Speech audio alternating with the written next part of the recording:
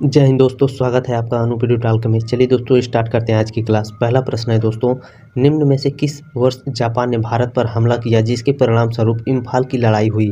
Option number A है 1944 में Japan ने भारत पर हमला किया जिसके परिणाम स्वरूप इम्फाल की लड़ाई हुई थी।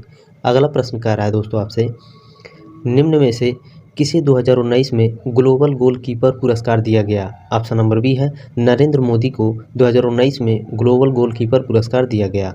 अगला प्रश्न है, नादिर शाह के आक्रमण के समय दिल्ली का शासक निम्नलिखित में से कौन था? ऑप्शन नंबर ए है मोहम्मद शाह नादिर शाह के आक्रमण के समय दिल्ली का शासक था। अगला प्रश्न है दोस्तों, निम्न में से किस स्थान पर उगने वाले पौधे रात में कार्बन डाइऑक्साइड लेते हैं? ऑप्शन नंबर बी है रेगिस्तान। मोस्ट इंपॉर्टेंट प्रश्न है दोस्तों, याद रखिएगा। रेगिस्तान में उगने वाले पौधे जो होते हैं रात में कार्बन डाइऑक्साइड लेते हैं। अगला प्रश्न कह रहा है दोस्तों, निम्नलिखित में से कौन सी संचयी जड़ मूल नहीं है? ऑप्शन नंबर बी है श्वसन मूल संचयी जड़ मूल नहीं है। अगला प्रश्न कह रहा है दोस्तों आपसे, वैदिक ऋचाओं के मुख्य संग्रह को डैश कहा जाता है? ऑप्शन नंबर बी है संहिता कहा जाता है। वैदिक ऋचाओं के मुख्य संग्रह को संहिता कहा जाता है। अगला प्रश्न कह रहा है दोस्तों, निम्न में से किसे मनोविश्लेषण फिजियो एनालिसिस के संस्थापक के रूप में जाना जाता है?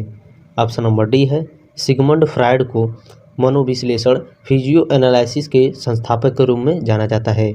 अगला प्रश्न है दोस्तों, लेजिम नृत्य शैली का संबंध निम्न में से किस राज्य से है?